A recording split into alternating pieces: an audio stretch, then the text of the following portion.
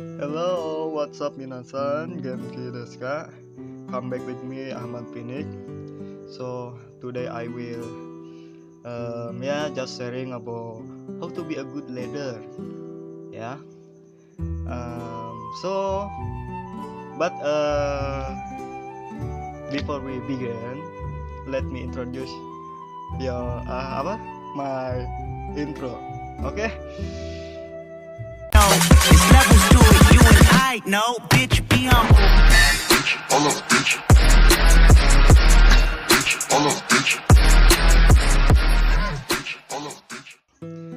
Okay. Number 5 is pick a leadership style early. Why? Because in my opinion, uh, there are three general style of leadership: authoritative, participative, and delegative. Obviously, you don't have to pick a bucket and force yourself to remain restrict to the student. But generally speaking, most people fall into one of the three operating categories. It's important that you identify what type of leader you are, not only understand and maximize your ability for leadership, but also so that you can communication honestly with your member and identify what will and will not work. Okay. For example, authoritative leader may require you be online for a certain number of hours each week, and that you are complete new content in a timely manner. Where a participant leader may allow you to be a more flexible and not really require everyone be up to standard all the time. Okay. Then a delegative leader, may create a different tier of play and set different rules for each, and let subordinates manage expectation. There are pros and cons to all. Okay, next, point 4: be ambitious. Why?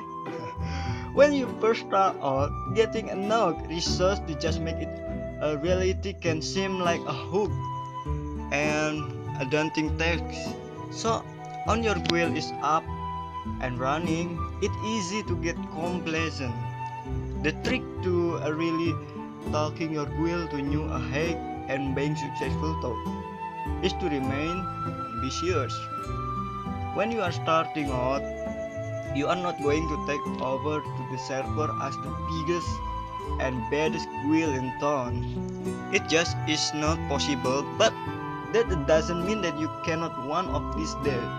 Start small, have a plan, and build from there.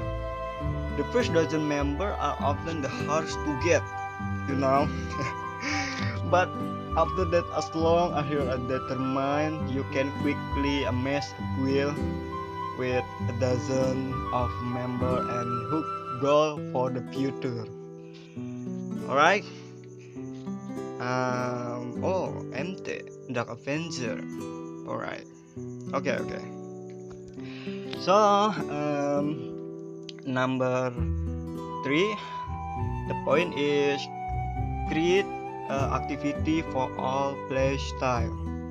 Okay, keep it in mind though that everyone enjoy the game differently, no matter which MMO it is. Maybe you have a solid group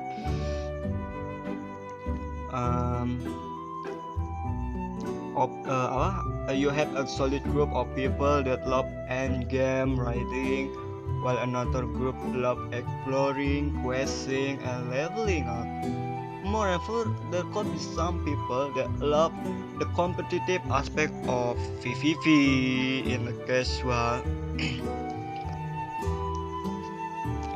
in a casual way, while some others are intent and dedicated about being the best in the PvP arena. While it's perfectly acceptable to focus to your goal on one or two aspects of gameplay, it's still important to understand the variation among people even within two specific substation of player. Okay,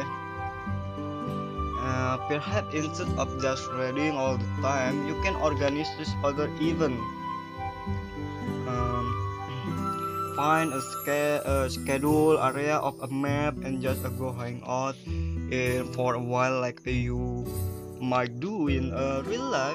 Organize a raffle to give praise to player, coordinate an event with a live streamer for your guild to be a feature in a stream. There are a lot of things you can do that go beyond just setting time for people to get on and do the usual in the game. Okay, and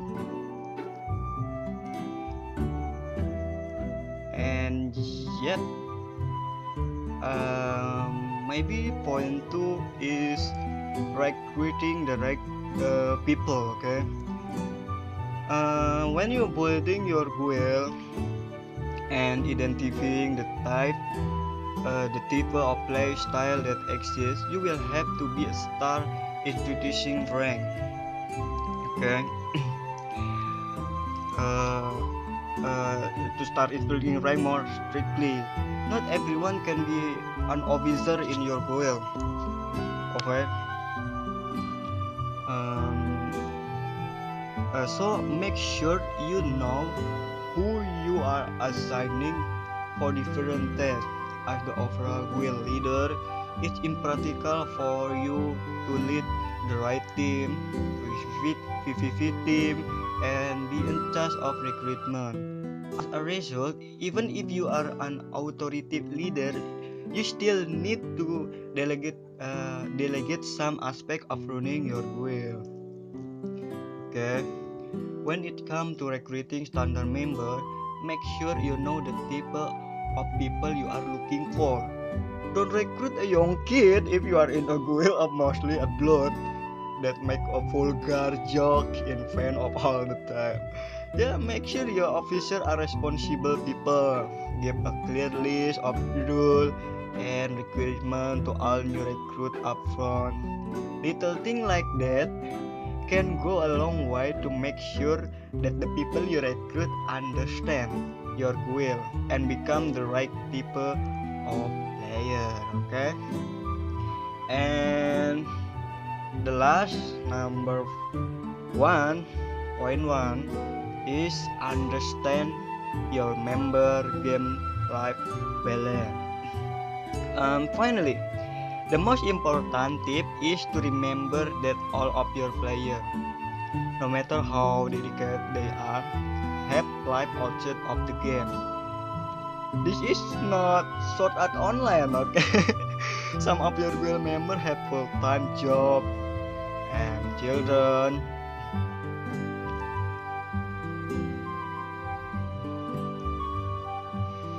To take care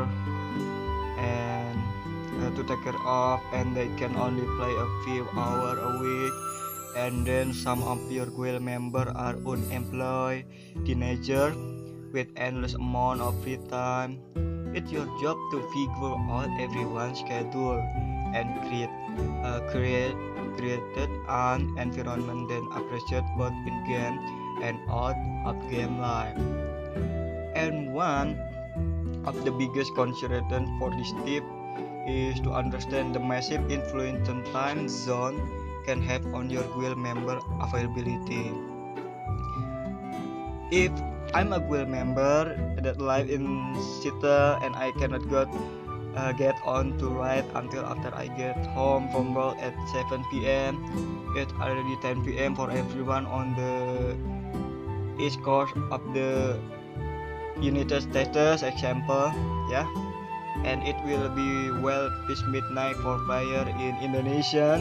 Maybe the solution is limiting your guild to certain time zone or having multiple groups that play at various times. But it's a big consideration to have, and one of the most important aspects of being a great wheel leader. Okay. The conclusion. Now, what about the wheel that you are in? As a leader, how do you ensure your wheel members are happy and having a good time?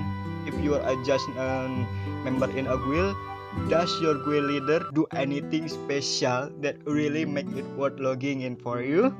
Well, let I know your thought on being a wheel leader down in the comment below. Okay. Thanks for watching. Thanks for hearing my voice. uh, See you in the next video. Bye bye.